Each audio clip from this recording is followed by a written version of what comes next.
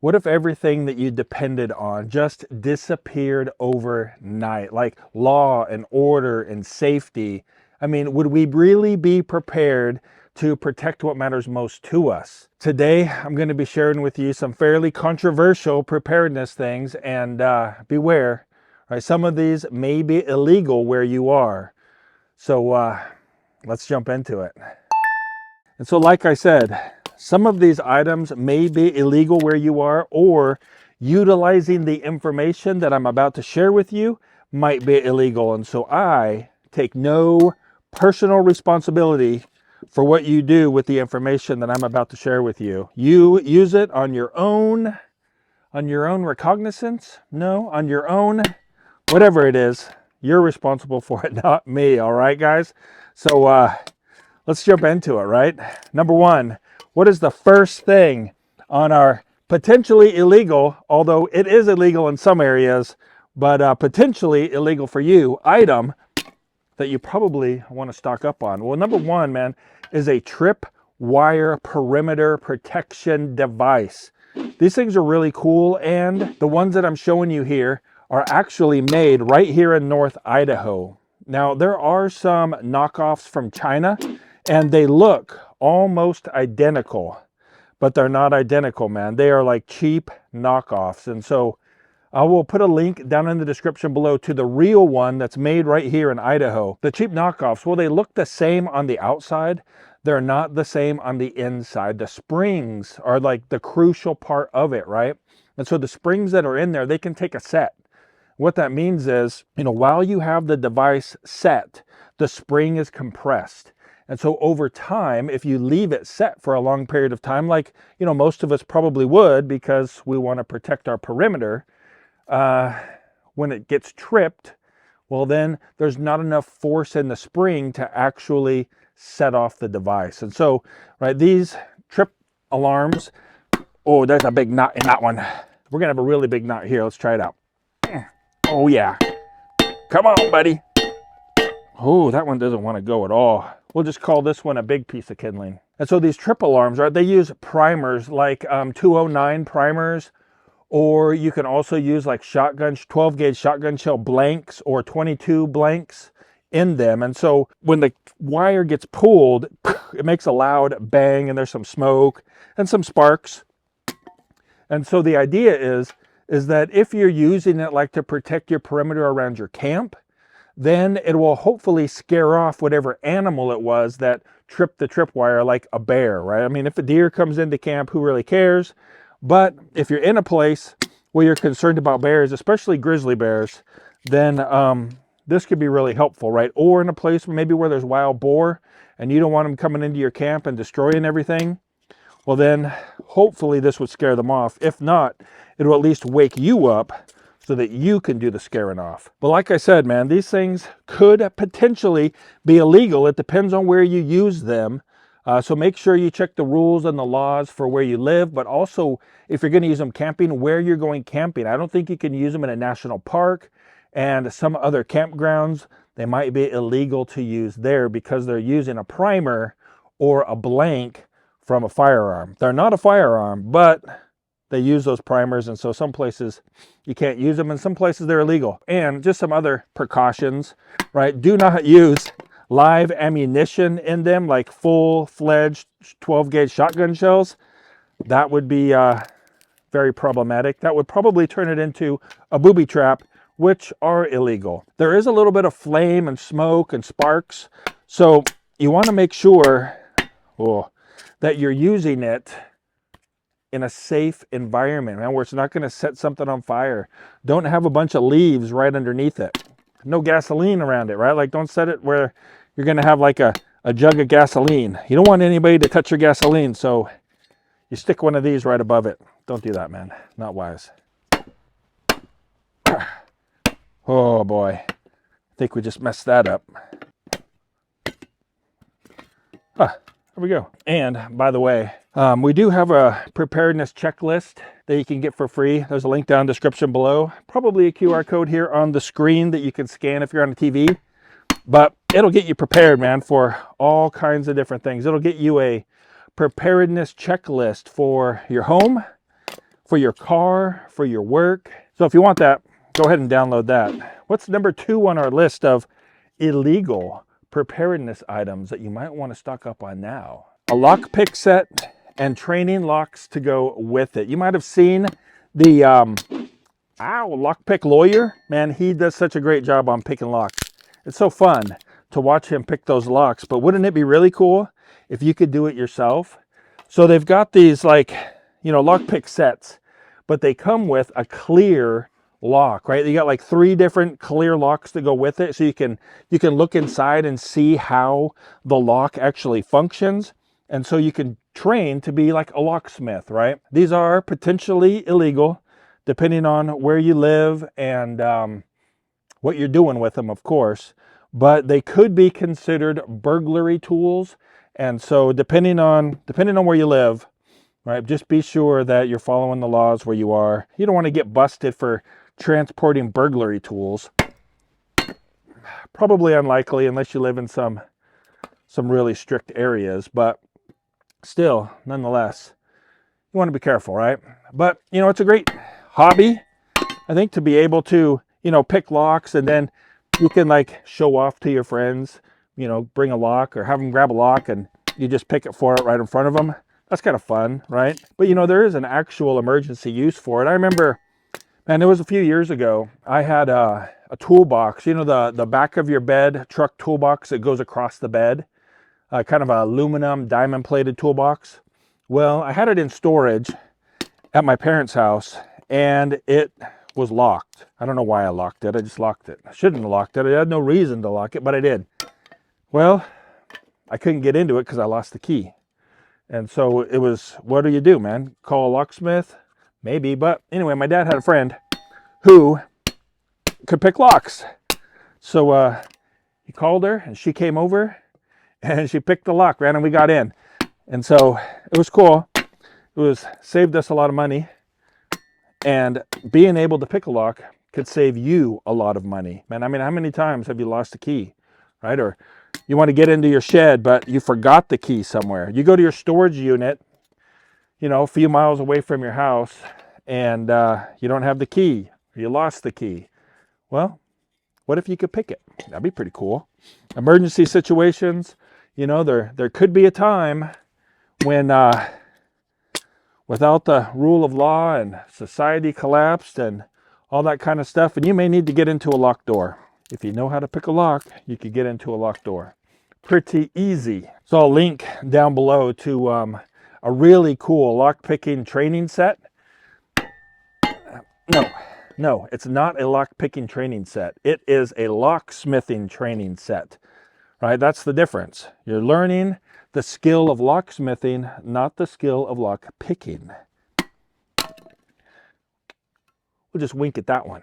Have you ever noticed how data breaches seem to be in the headlines every week? I mean, millions of people's records are exposed, and once that information is out there, it is hard to get it back. That's where today's sponsor, Delete Me, comes in. Delete Me is a service that removes your personal information from those shady data broker websites where it doesn't belong. These sites collect and sell your information, your name, your address, your phone number, right? Even details about your family. Scammers and identity thieves love this stuff. But Delete Me takes care of it for you. You sign up, you share with them what needs to go, and their team gets to work removing it. I mean, they'll even keep monitoring it to make sure that your stuff stays gone. With privacy under constant attack, protecting your data isn't just a good idea, it's essential. So visit joindeleteme.com/Martin today and use my code Martin for 20% off your first subscription, or you can click the link down in the description below. Don't wait for your information to be part of the next breach. Try Delete Me now. The third item on our list is handcuffs, man. A good set of quality police grade handcuffs and extra handcuff keys. Not only are they fun for like kids to play with, right? But they're also fun to learn how to pick And they're also fun to just have because they're cool, man. What about, you know, the time when you need to secure somebody? For whatever reason, you know, we're all talking about emergency preparedness, and that applies to not only forest fires and tornadoes, but also societal collapse, invasions, all kinds of scary stuff like that that we hope never happens, right? But, I mean, a pair of handcuffs, a couple pairs of handcuffs, they don't take up a lot of space. They're lightish, and well, they could come in very handy at some time. Also, extra keys. Put them on all your key rings.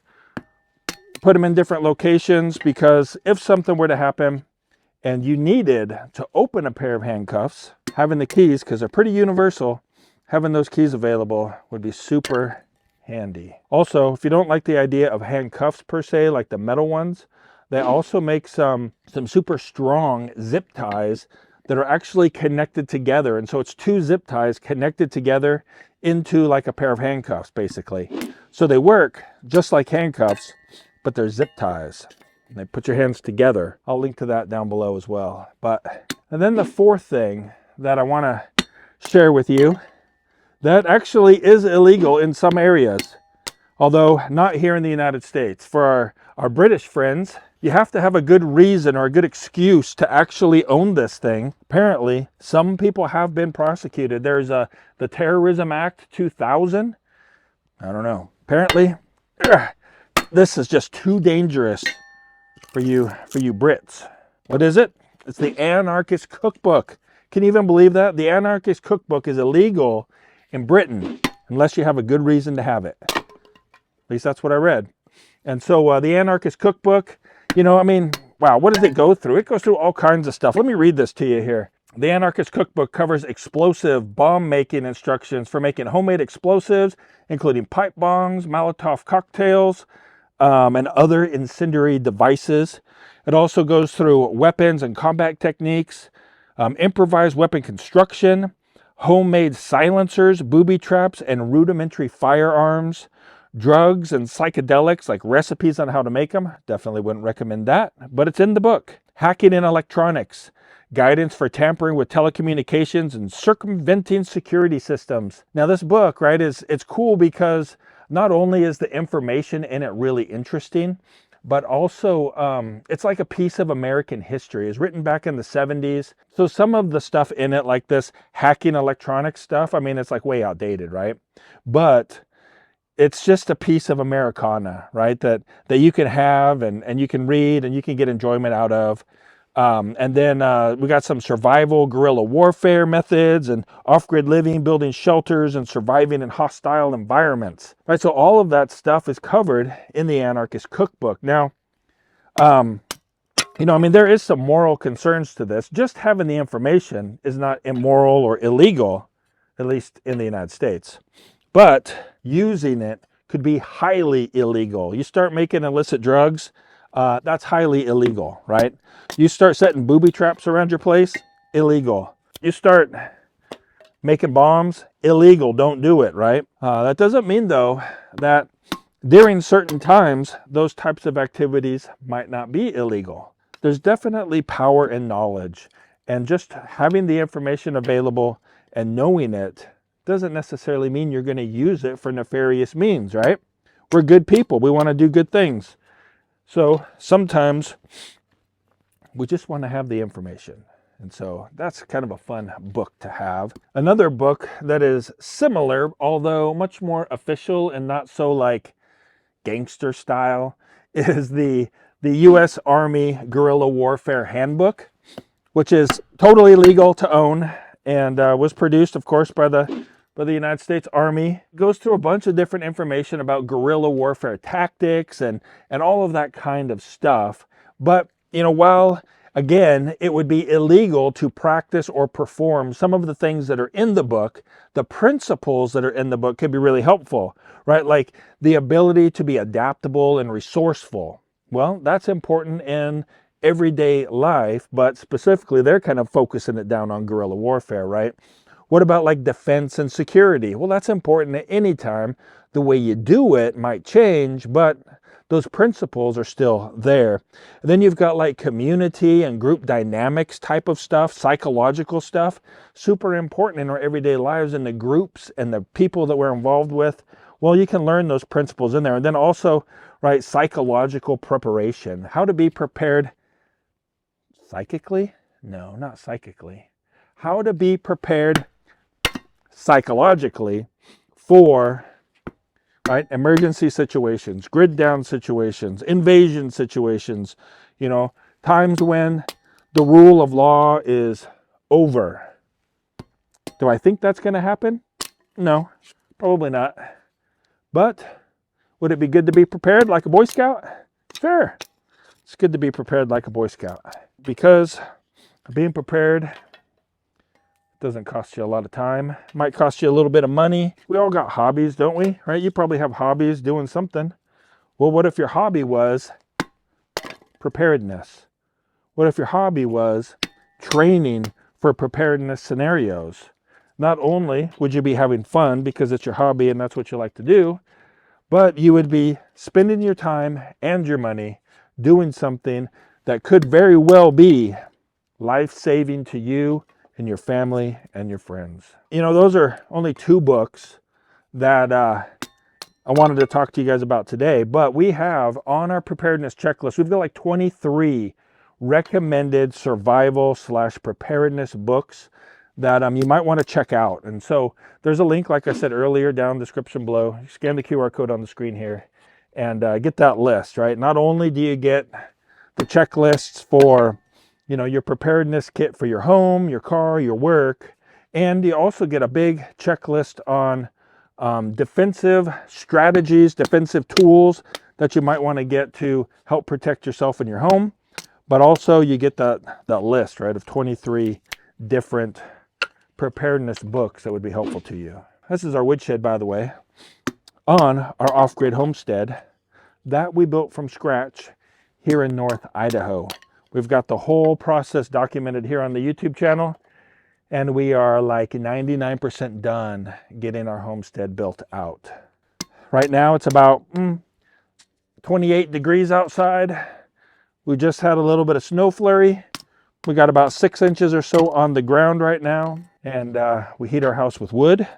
We got solar panels, power it with solar, 100% off grid here, and enjoying living here in North Idaho. You want to see how to build a super durable Faraday cage out of a 55-gallon drum that can protect your electronics when there's maybe an EMP or a giant solar flare. Well, there's a video right over here where we go ahead and build one of those things together, and you can check that out. But in the meantime, I hope you guys have a really great day. Keep smiling. We want to thank Delete Me for sponsoring this video, and just remind you, there is a link with 20% off your first subscription down in the description below.